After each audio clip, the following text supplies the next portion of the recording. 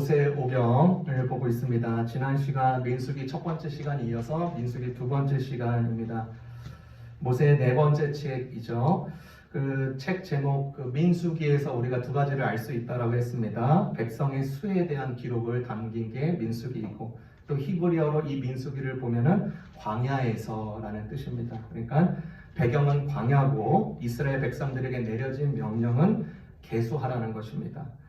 그래서 첫 번째 핵심은 이스라엘 백성을 계수케 하셨고, 두 번째 핵심은 이것입니다. 진짜 감옥은 따로 있다는 것입니다. 진짜 감옥은 따로 있다.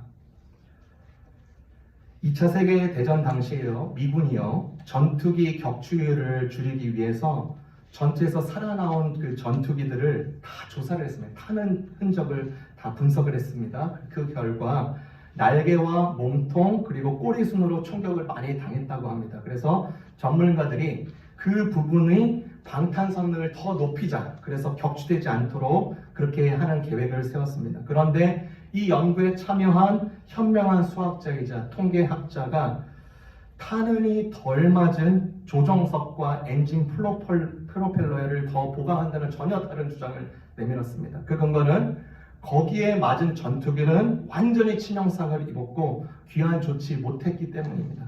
그러니까 이 수학자의 주장을 듣기 이전에는 가장 중요한 데이터를 보강하지 않고 전투기를 보강하려고 했던 것입니다.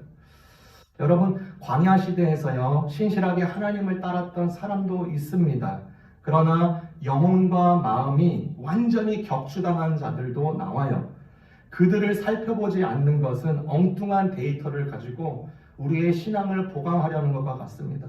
그들이 왜 반란을 일으켰는지, 그들이 왜 불평과 불만으로 가득 찼는지 우리가 살펴볼 필요가 있는 것입니다. 그래서 이 민수기 두 번째 시간을 통해서요, 하나님의 약속을 왜 그렇게도 반대했고 반란하는 무리를 통해서 우리에게 무엇을 말해주는가, 그것을 살펴보고자 합니다. 첫 번째요, 망각의 감옥에 갇히지 말라는 것입니다. 망각의 감옥에 갇히지 말라.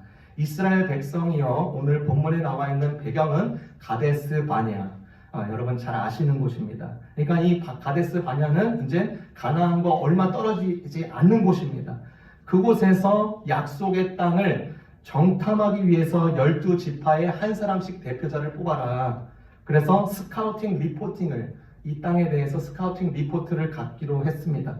그러니까 이 스카우팅의 목표는 정보 수집이었습니다.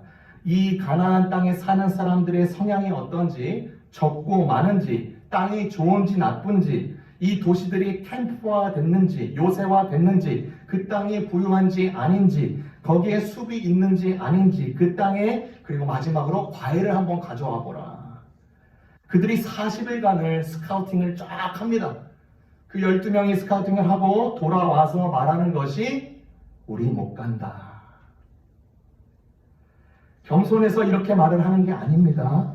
광야 생활 너무 오래 해서 진절이 나고 힘이 없어서 이런 고백을 하는 게 아닙니다. 지금 가데스 바네아에 있는 광야 생활하고 있는 이들 얼마나 되었을 때일까요? 광야 생활 2년 차입니다. 2년 차 때 그러는 거예요. 출애굽한 지 얼마 물이 빠지지도 않았을 때 그런 소리를 하고 있는 것입니다. 여러분, 그 광야 생활하는 가운데 그 출애굽 이후에 그 2년 차 될 때까지의 그 사이에 무슨 일이 있었나요? 하나님께서요, 홍해를 가르셨습니다. 그 바닷물을 둑처럼 만들어 주셔서 이스라엘 백성들을 그 가운데 건너게 하시고 뒤따르는 이집트 군대를 그 물로 멸하셨습니다. 광야에서 물을 내셨습니다. 만나를 주셨습니다. 법을 주셨고요, 제사 드리는 법도 알려주셨습니다. 구름 기둥과 불 기둥을 제공해 주셨습니다. 하나님께서 위대하시고 그들을 위하시고 애쓰시고 보담아 주시고 달래주시고 완전한 공급자이심을 드러내셨습니다. 그런데 이들은 기억하지 않습니다. 10번 동안 계속 하나님을 잃습니다. 그래서 민수기 14장 22절에 이렇게 보고합니다. 내 영광과 애국과 광야에서 행한 내 이적을 보고서도 그 기억을 하지 않는다는 것입니다. 그들의 진짜 감옥은 지금 겨우 이제 2년 차 된 광야 생활이 아니라 망각이 너의 진짜 감옥이라는 것을 우리에게 알려주는 것입니다. 의도적으로 하나님을 잊어버리는 것입니다. 나이가 들어서 잊어버리는 거예요. 환경이 좋지 않기 때문에 몸이 쑤셨어요. 출애굽한 지 오래된 거 아니에요. 컨디션이 좋지 않아서요. 잊어버린 것이 아니라 고의적인 잊어버림이었습니다. 그래서 시편은 이들의 상황을, 이 광야 생활 2년차 됐을 때의 상황을 시편 106편 13절에서 14절까지 이렇게 정확하게 말을 합니다. 그러나 그들은 어느새 주가 하신 일들을 잊었습니다. 그분의 지시를 기다리지 못했습니다. 그들은 광야에서 불평하기 시작했으며 그곳에서 하나님을 시험했습니다. 여러분, 이스라엘 백성들이요, 하나님의 약속과 비전을 등지면서 잊으니까요, 본인들이 이제 하고 싶은 행동, 하고 싶은 말 다 나오는 것입니다. 하나님의 큰 뜻을 계속 기억하지 않으니까 분리를 일삼습니다. 여러분, 민수기 뒷부분에 보면요, 고라라는 이 사람이 다른 사람들을 이렇게 분파시키면서 모세에게 쿠데타하는 형식으로 나와요. 분리죠, 분리. 미리암, 심지어 자기의 친누나도 그렇게 분리하려는 그런 세력들로 만들었습니다. 질서를 파괴하려고 합니다. 지도자를 음모하려고 그래요. 완전히 이 공동체가 완전히 큰 혼란에 빠지는 것입니다. 전쟁에서요, 삐라 뿌리듯이 그 삐라 읽으면요, 그 마음들이 막 흔들리잖아요. 삐라를 읽은 사람처럼 이 사람 저 사람들에게 완전히 이상한 말을 다 퍼뜨리는 것입니다. 그래서 민수기 13장 31절에서부터 33절에 이렇게 말해요. 그러면서 그들은 이스라엘 백성 사이에 무시무시한 소문을 퍼뜨렸다. 여러분, 발 없는 말이 천리 간다 했습니다. 발도 이제 없는데 이 말이요, 이 사람의 말이 쉽게 400km를 넘게 가네요. 신뢰의 말은 그렇게도 천천히 가는데 불신의 말, 불평의 말, 불의의 말은 너무나도 빨리 갑니다. 이런 사건은요, 너무나도 치명적인 결과를 낳게 됩니다. 부끄럽기 짝이 없는 사건이었습니다.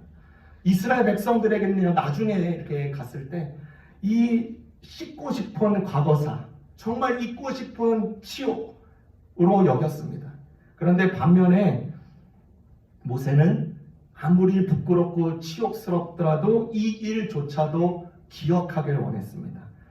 여러분, 요즘에는요, 자기 PR 시대입니다. Public Relationship. 그러니까 자기의 브랜드 가치를 올리면 돈도 되고 명성도 얻는 것입니다. 사람들에게 설득을 받으면 돈이 들어옵니다. 투자자가 서게 됩니다. 공감의 수를 받으면요, 위상과 명성을 불러다 줍니다. 그래서 어떻게든지 그의 유망성, 장점, 이익 등을 세우는 것이 그게 전략이지, 절대로 그 사람의 과오와 결점을 절대로 내비치면 안 됩니다. 여러분, SNS에서 자신의 5년 전, 3년 전 과오로 인해서 자신이 출시한 상품과 출판과 아이템들이요, 금지 처분 당하기도 합니다. 그러니까 결점을 어떻게든 숨겨야 되는 사회가 됐습니다. 그것이 드러나면요, 늑달같이 여러 사람들이 달려들어서 순식간에 죽여버립니다. 좀 더 생각하고 판단해서 결론 내리기보다는 칼부터 총부터 들여대는 시대가 되었습니다. 모세가 겪는 이 상황을 한번 생각해 보십시오. 모세는요, 이 부분 민수기 13장, 14장, 16장을요 삭제하고 싶었을 것입니다. 자기가 이끄는 공동체 20세 이상에 계수된 모든 남자가 광야살이 하다가 그냥 죽는구나 라고 생각해 보십시오. 얼마나 큰 수치입니까? 그렇게 가나안 땅의 약속을 받고도 20세 이상의 모든 남자와 모든 장정들 다 죽는다. 얼마나 수치입니까? 그러나 모세는 그 일조차도 기록합니다. 기억하기 위해서입니다. 하나님을 기억하고 백성들을 기억하기 위해서 그렇게 마다하지 않는 것입니다. 우리가 지난주 목요일 날요, 이렇게 성도님들과 또 학생들 같이 바이블 뮤지엄에 갔다 왔습니다. 워싱턴 DC. 저희가 왜 갔습니까? 잘 만들어서, 시설이 좋아서, 또 좋은 경험 때문에, 또 콧바람 쐬러, 예, 그럴 수 있습니다. 그런데 제일 중요한 이유는 하나님을 기억하러 가는 것입니다. 이스라엘 백성의 실패와 좌절의 장면들이요, 영상으로 쫙 나오는 것입니다. 또한 성경이 어떻게 보존되어 왔고 어떻게 이것이 역사적으로 근거했는지 우리가 봤습니다. 그리고 그곳에는 또 유대인 서기관이 있어가지고요, 그들이 이렇게 구약 성경을 어떻게 썼는지 이렇게 시연도 이렇게 보여줍니다. 제가 아이들을 봤어요. 그 아이들이 어떻게 집중하고 잘 보나 했는데 아이들이요, 엄청난 집중을 해서 그 영상을 다 보는 것입니다. 저는 그 장면들이 그 아이들 마음에 찍혔을 것이라고 생각이 돼요. 절대로 망하지도 않고 부서지지도 않는 이 하나님의 약속에 대한 신실하신 하나님을 기억하러 간 것이죠. 여러분, 이 백성들이요 지금 아주 중요한 곳에 있는 것입니다. 가데스 바냐, 이제 가나안 땅에서 얼마 떨어지지 않는 이 곳, 중요한 시점이자 중요한 장소였습니다. 출애굽한 이스라엘 사람들에게는요 가장 후회스러운 장소가 여기입니다. 가데스 바냐. 말 한 번 잘못해서 큰 실수를 낳은 것이 아닙니다. 계속 망각하고 하나님 무시하고 하나님 등지고 망각하니까 그 결과로서 그 어디에서 이것이 눈덩이처럼 터지냐? 가데스 바냐에서 터지는 것입니다. 우리를 살펴봅시다. 우리 성도님 중에 우리 각자 개개인 중에 이미 가데스 바네아에 이미 지나간 사람도 있을 것입니다. 하지만 우리의 일생에 또 다른 가데스 바네아를 마주할 때가 옵니다. 반드시 옵니다. 그때 10명처럼 하나님을 망각할 것인지 나머지 2명 갈렙과 여호수처럼 끝까지 하나님을 기억할 것인지 우리는 반드시 선택해야 합니다. 제가 이 리치몬드 제일 좋은 교회에 와서 이제 목회 2년차를 맞이했습니다.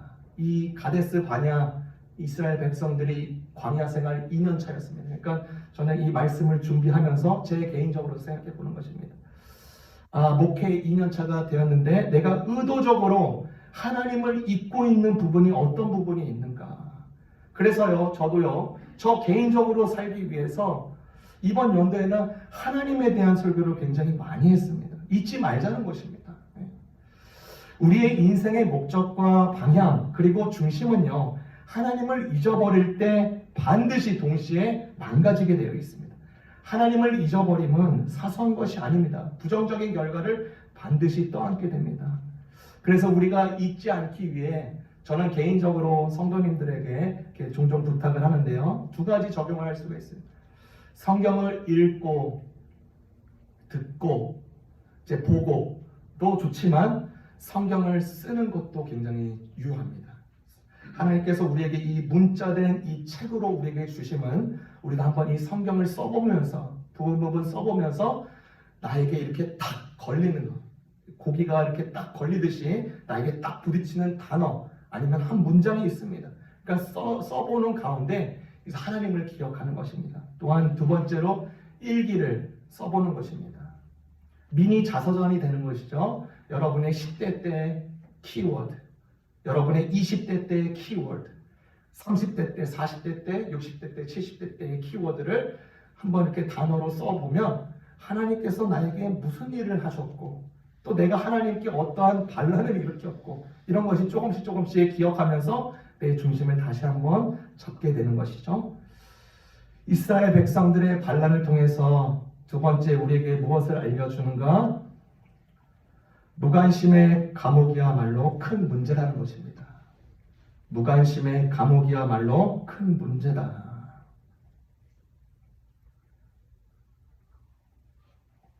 무관심. 얼마나 무서운 것인지 잘 아시죠? 반응이 없는 것입니다. 차가운 돌덩어리와 같은 상태예요. 여러분 잘 알다시피 사랑의 반대말은 미움이 아니라 무관심이라는 말이 있듯이 너무나도 무서운 상태, 심각한 상태가 무관심이죠. 학생이 학업에 대해서, 학교 생활에 대해서, 가정 생활에 대해서 무관심한다고 생각해 보십시오. 눈에 힘이 없습니다. 선생님이 묻는데도 대답을 하는 둥 마는 둥. 학교 친구들이 놀자고 하는데 아니야 관심 없어. 집에 갈래. 집에서 안 나옵니다. 직장인이 자기의 직장 생활에서 무력감과 무관심한 태도를 일관해 본다고 하십시오. 직장 생활은 같이 공동으로 프로젝트도 만들어야 되고 같이 협동도 해야 되고 하는데 이 직장인이 그 직장 생활에 대해서 상사에 대해서 무관심한 태도로 계속 일관한다면 그게 일이 되겠습니까? 그 회사가 온전히 이게 돌아가겠습니까? 여러분 무관심이란 말은 인문학에서 또 철학에서는요 불충분한 확률의 원리라고 표현합니다. 그러니까 확률이 높으면 높을수록 기대 심리가 커진다는 거 우리가 잘 압니다. 예를 들어서요 어떠한 사람이 좋아하는 A라는 팀이 B라는 팀에게 승리할 수 있는 확률 항상 평균 한 10%였다가 이 A라는 팀이 선수를 막 보강을 했어요. 그래서 승리 확률이 80%, 90%까지 오르면 관심이 생길 수밖에 없습니다. 어떤 대상에 대해서 충분한 확률, 예를 들어서 70%, 80%, 90% 하면 없었던 관심이 확 생기기 마련입니다. 사람은요, 보고 싶은 것만 보고 싫은 것은 보지 않으려고 합니다. 그래서 뇌과학자들은 이것을 가리켜 인지적으로 우리 인간은 구두쇠다라고 말을 합니다. 인지적 구두쇠. 보고 싶기 때문에요, 거기에 대한 확률이 높아지니까 거기에 관심이 불러일으켜지게 됩니다. 보기 싫은 것 때문에 거기에 대한 확률이 적어드니까 관심이 꺼져버립니다. 이것은 보는 영역뿐만 아닙니다. 보는 영역뿐만 아니라 내 상황 영역, 감정 영역, 자기 만족 영역, 자아 실현 영역, 다 모든 것에 포함이 됩니다. 인지적 구두쇠라는 것이죠. 여러분, 이것은 영적인 것에도 포함이 됩니다. 영적 무관심도 있습니다. 현대 사회는요, 회의주의가 굉장히 많이 들어왔어요. 그래서 자기에게 이익과 유익이 조금이라도 되지 않는 확률이라면 매몰차게 자기의 그 무관심 카테고리에 그것을 넣어버립니다. 그러나 우리가 잘 살펴봐야 될 것이, 우리가 지금까지 말했던 이 무관심의 영역 확률은요, 확률적으로 우리가 의존적으로 될 수 없다는 것입니다. 우리의 인생은요, 확률적으로 높은 상황도 맞닥뜨리는 것도 있지만 불확실한 확률도 마주할 때가 굉장히 많다는 것입니다. 도명수 작가라는 분이요, 참 특이합니다. 이 작가가요, 책을 읽었는데 어떤 책을 읽었냐면 국어 사전을 읽습니다. 국어 사전이요. 국어 사전은요, 재미없고 따분합니다. 그리고 너무 두꺼워요. 읽다가 잘 수 있습니다. 3000페이지, 16만 개의 단어를요, 730일 동안에 거기를 다 읽습니다. 그리고 거기에서 마음에 와닿는 단어를 7648개를 따로 모아서 책을 만들었습니다. 그가 건진 7648개의 단어는 16만 개의 단어 중에 약 5%밖에 되지 않습니다. 얼마든지 이 5% 건지기 위해서 내가 이 책을 읽어야 돼. 얼마든지 무관심하게 내팽개칠 수 있습니다. 그런데 그는 그의 마음을 움직인 그 5%에 집중합니다. 여러분, 사람들의 인생을 책 한 권에 비유합니다. 그래서 우리의 인생은 찬란하고 빛나는 순간보다 의미 없이 넘기는 페이지가 참으로 많을 때가 있습니다. 그래도 거기서 포기하지 않고 삶의 페이지를 하나하나 넘길 수 있는 것은 이 약 5%의 우리를 움직이는 뭔가가 있기 때문이라는 것입니다. 이 5%만이라도 우리를 무관심의 영역에서 충분히 건져 올리는 힘이 된다는 것이죠. 여러분, 하나님은요, 광야 생활하고 있는 이 이스라엘 백성들, 지금 가데스 바냐에 있는 이 이스라엘 백성들에게 몇 %로 자신을 계시하셨나요? 이스라엘 백성들이요, 하나님의 불충분한 확률 때문에 무관심의 감옥에 갇힌 것이 아닙니다. 하나님은 아주 철저하게, 아주 세세하게, 아주 충분하게 하나님은 자신을 이스라엘 백성들에게 계시하셨습니다. 수많은 기적들을 보여주셨어요. 인도하셨습니다. 심지어 광야는 물 한 방울도 만들 수가 없는 곳입니다. 그곳에서 물을 제공해 주셨습니다. 편의점도 없고 말초도 없고 먹을 것도 만들지도 못하는 곳에 먹을 것을 제공해 주셨습니다. 그럼에도 불구하고 이들의 일관된 태도는 무엇? 무관심이었습니다. 그래서 민수기 14장 22절에는 10번이나 나를 시험하고 내 목소리를 청종하지 아니한 그 사람들은, 민수기 14장 11절에는 이렇게 말합니다. 이 백성이 언제까지 나를 업신여기겠느냐? 언제까지 나를 신뢰하지 않을 작정이냐? 내가 저들 가운데서 일으킨 모든 표적을 보고도 저렇게 하는구나.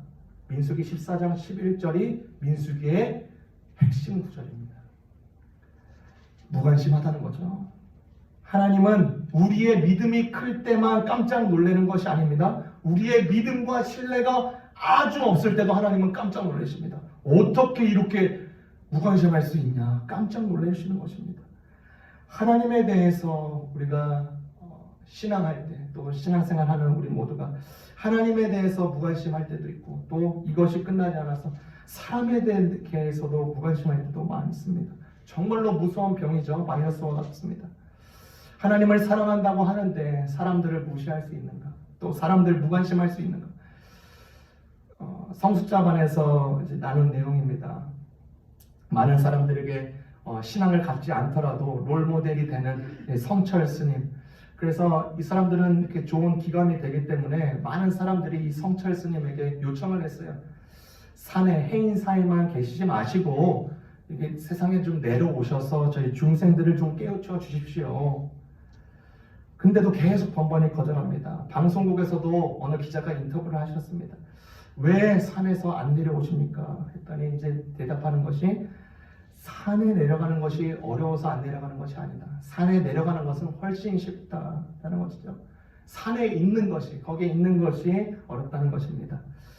예수님께서 베드로와 야고보와 요한을 데리고 어느 산에 올라가십니다.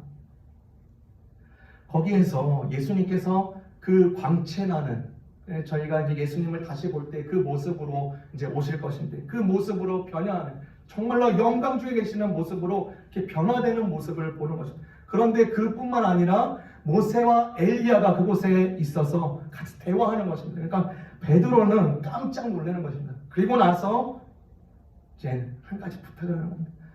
예수님, 초막을 3개 지어서 여기에서 산속에서 살았으면 좋겠습니다. 그런데 예수님은 그 제안에 대해서 이런 방구하지 아니하시고 예수님이 그 제자들을 데리고 산에서 내려오십니다. 왜요? 하나님의 관심은, 예수님의 관심은 세상과 사람에 있기 때문입니다. 모세가요, 이스라엘 백성들이 계속되는 이 반란과 무관심의 감옥에 갇힌 자들을 보고 뭐라 합니까? 만약에 제가 모세의 입장이었다면 그들이 하나님의 벌을 받도록 그냥 냅뒀을 것 같아요. 너무 하나님을 거역했거든요. 하나님과 맞장구 치는 게 더 어울렸을 것 같아요. 그런데 정반대의 상황이 일어납니다. 민수기 14장 12절에서 19절 함께 해볼까요? 모세가 어떤 태도를 취하는가? 민수기 14장 12절에서 19절 제가 읽습니다. 내가 전염병으로 그들을 쳐서 멸하고 내게 그들보다 크고 강한 나라를 이루게 하리라. 여호와께서 모세에게 말하는 것입니다. 우리 가나안 땅 못 가. 그러면서 그 무시무시한 소문들을 다 내고 하니까 그 이스라엘 공동체가 완전히 뒤집히는 것입니다. 그때 여호와께서 12절을 말씀하시는 겁니다. 내가 저들을 쳐서 멸하고 내가 너를 다시 한번 필두로 해서 더 크고 강한 나라를 이루라 했더니 13절에 말하는 거죠. 모세가 여호와께 여짜오되 애굽인들 중에서 주의 능력으로 이 백성을 인도하여 내셨거늘 그리하시면 그들이 듣고 이 땅 거주민에게 전하리이다. 주 여호와께서 이 백성 중에 계심을 그들도 들었으니 곧 주 여호와께서 대면하여 보시며 주의 구름이 그들 위에 섰으며 주께서 낮에는 구름 기둥 가운데서 밤에는 불 기둥 가운데서 그들 앞에 행하시는 것이나이다. 이제 주께서 이 백성을 하나같이 죽이시면 주의 명성을 들은 여러 나라가 말하여 이르기를 여호와가 이 백성에게 주기로 맹세한 땅에 인도할 능력이 없었으므로 광야에서 죽였다 하리이다. 이제 구하옵나니 이미 말씀하신 대로 주의 큰 권능을 나타내시옵소서. 이르시기를 여호와는 노하기를 더디하시고 인자가 많아 죄악을 허물을 사하시나 형벌 받을 자를 결단코 사하지 아니하시고 아버지의 죄악을 자녀에게 갚아 3, 4대까지 이르게 하리라 하셨나이다. 구하옵나니 주의 인자의 광대하심을 따라 이 백성의 죄악을 사하시되 애굽에서부터 지금까지 이 백성을 사하신 것 같이 사하시옵소서. 지도자를 모반하고요. 지도자를 내려 세워서 이제 구테타를 일으켜서 새로운 공동체를 만들자고 하는 이 사람들을 향해서 모세가 하나님께 맞장구 치는 게 아니라 오히려 배은망덕하고 무관심병에 빠진 이들을 향해서 모세는 이들을 용서해달라고 간절하게 하나님께 기도합니다. 끝까지 이 공동체에게 관심을 두고 이들을 중보하는 것이죠. 그래서 이런 기도를 또 우리 자신이 우리 공동체를 바라볼 때, 또 우리 주변의 가족원들을 바라볼 때 이런 기도가 있었으면 좋겠습니다. 개인적인 기도보다 될 수가 있겠죠. 하나님에 대해서 관심이 너무나 없었습니다. 하나님은 내가 필요한 영역에서 적절하게 그냥 이성적으로 도와주시는 분 이 정도로 여겼습니다. 그리고 실제로 그렇게 행동했습니다. 하나님 얼마나 슬프십니까? 고작 이 정도라뇨. 하나님의 입장을 생각해 볼 때 저는 참으로 악합니다. 무관심합니다. 다시 주님을 붙잡습니다. 나의 중심이 주님께로 향하고 주님을 목적하는 삶이 되도록 도와주십시오. 이런 기도가 우리 공동체에 계속 울려 퍼져야 될 기도가 되어야 됩니다. 반란하는 이스라엘 백성들을 통하여서 우리에게 무엇을 또한 가르쳐 준 건 세 번째입니다. 자아의 감옥은 나를 오히려 옥죄인다는 것입니다. 자아의 감옥은 나를 오히려 옥죄인다.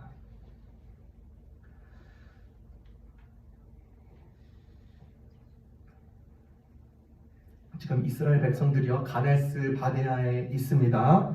이렇게 질문할 수가 있습니다. 그냥 가데스 바네아에서 가나안 땅 정탐하지 말고 그냥 직진해서 그냥 다 때려 부시고 하나님이 약속하셨으니까 그냥 그곳에서 이렇게 발도장 찍으면 우리 거 되는 거 아니에요? 왜 굳이 정탐을 하게 해서 그들의 밑바닥을 드러내시고 하나님의 약속의 혜택도 못 받게 하는 거야.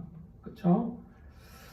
우리 민수기 다음에 있는 책 신명기 1장을 보겠습니다. 신명기 1장 19절에서 22절.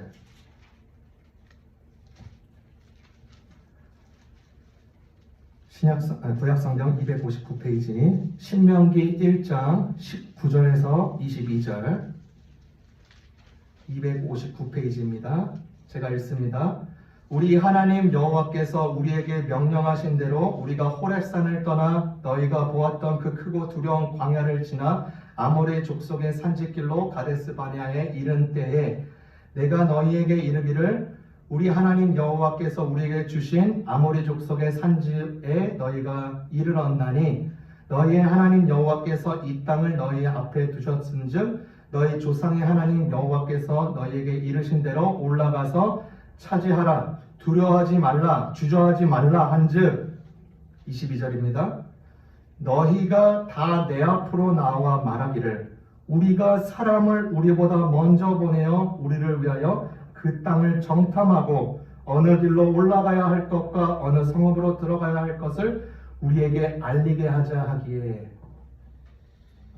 그 정탐을 하자고 한 사람이 누굽니까? 하나님이 아니라 이스라엘 백성들이었습니다. 그들이 원했던 거예요. 그들이 정탐을 원했어요. 그들이 먼저 모세에게 정탐 제안을 한 것입니다.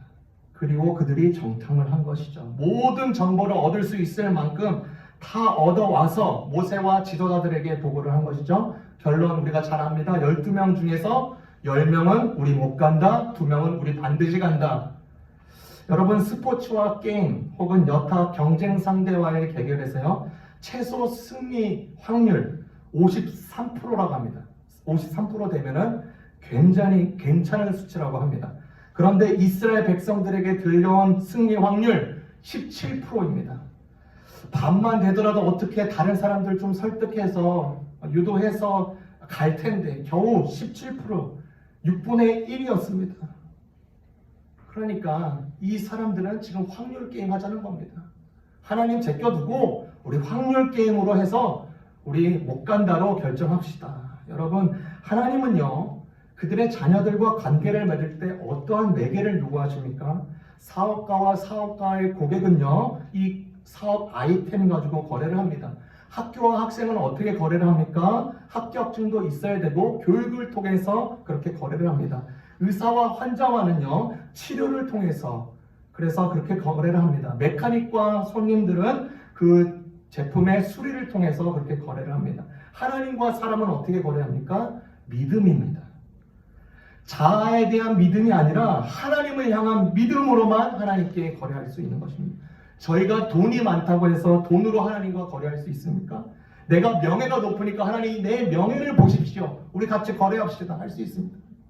내가 잘생기고 이쁘고 이 미를 가지고 하나님 나와 거래합시다. 아닙니다. 하나님은요 이스라엘 10명의 정탐꾼이 붙잡았던 이 자기 자신의 리포트, 자기 확신, 자기 신념에 대한 이것을 더욱더 중하게 여기는데 하나님께서 어떠한 처단을 내리십니까? 그래, 너 여기 있어라. 약속의 땅은요, 믿음으로만 가는 곳입니다. 하나님의 약속은요, 내 자신의 판단이 아무리 맞고 또 맞고 다시 한번 점검해도 또 맞다 하더라도 하나님께 결제를 맡기는 사람의 몫이 된다는 것이에요. 만약에요, 이들이 믿음으로 가지 않고 어떻게 꾸역꾸역 해가지고 리포트 이렇게 작성했지만 그들이 주장한 스카우팅 리포트대로 갔다면 그들이 가나안 땅을 차지했다고 해봅시다. 하나님을 자랑했겠습니까? 하나님을 높였겠습니까? 하나님을 찬양했겠습니까? 절대 그러지 못합니다.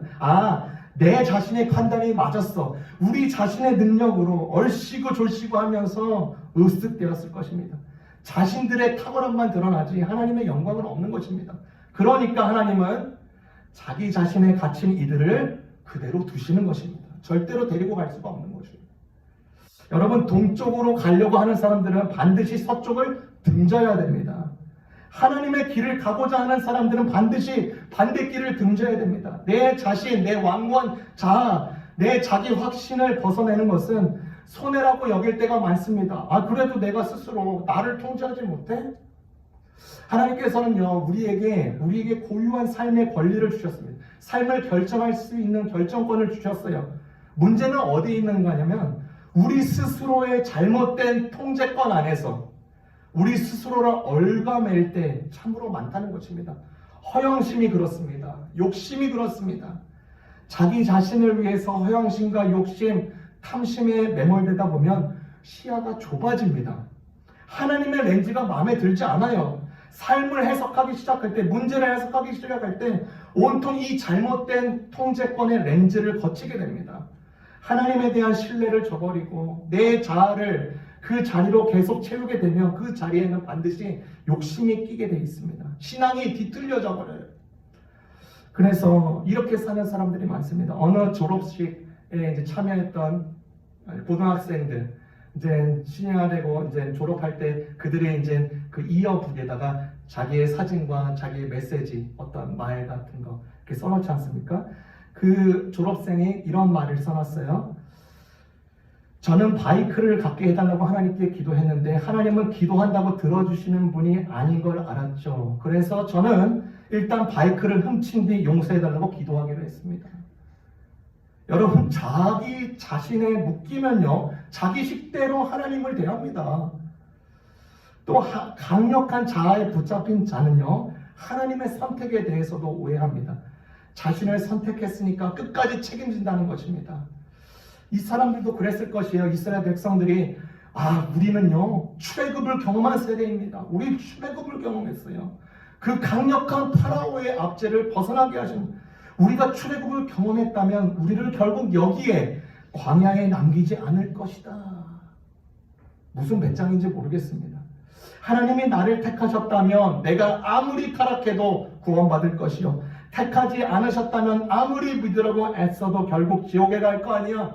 이런 식으로 비꼬면서 묻는 사람들이 많습니다. 이것은 자기 자아, 자기 욕심을 합리화하는 말에 그치지 않습니다. 민수기 14장 11절이요. 다시 한번. 이 백성이 언제까지 나를 업신여기느냐? 언제까지 나를 신뢰하지 않을 작정이냐? 14장 23절에 나를 멸시하는 자는 한 사람도 그것을 보지 못하리라. 자기의 신념과 자기의 생각과 자기의 데이터와 자아를 너무나도 신뢰하기 때문에 하나님을 대하는 태도가 참으로 다양하게 나타날 때가 많다는 것이죠. 여러분, 부모님들은 어린아이가 투정을 부릴 때 젖병부터 물려줍니다. 그럼 잠잠해지니까요. 또 집안에 노인이 계실 때 음식이나 잘 챙겨드리고 용돈만 제때제때 드리면 아무 탈이 없을 것처럼 생각합니다.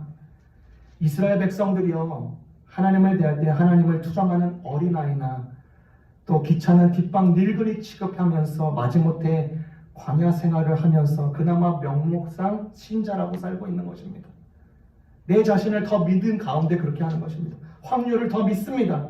하나님이 얼마나 크고 능력인지 분이신지 다 그것을 다 뒤로 귀찮게 하시고 자신을 더 믿는 것입니다.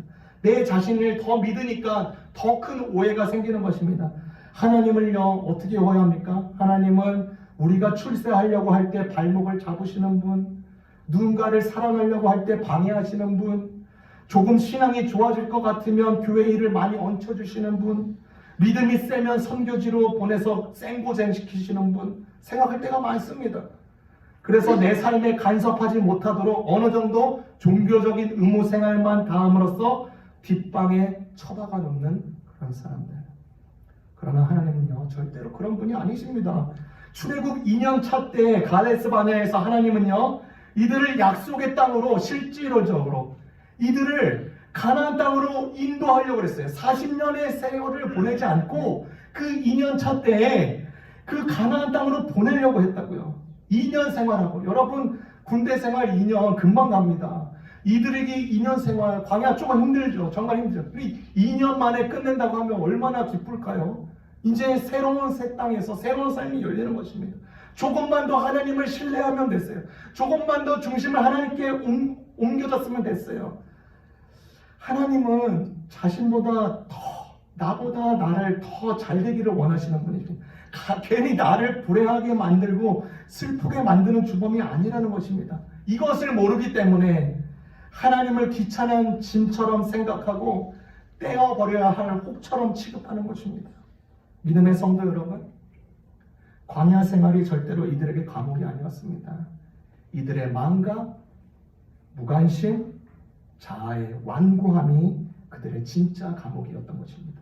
이들을 답습하지 말고 우리의 믿음의 인생 여정의 가운데 이 신뢰의 행진, 믿음의 행진을 다하여 하나님을 정말로 영화롭게 하고 기쁘게 하는 복된 성도들 되시기를 주님의 이름으로 축원합니다. 기도하겠습니다. 사랑의 주님,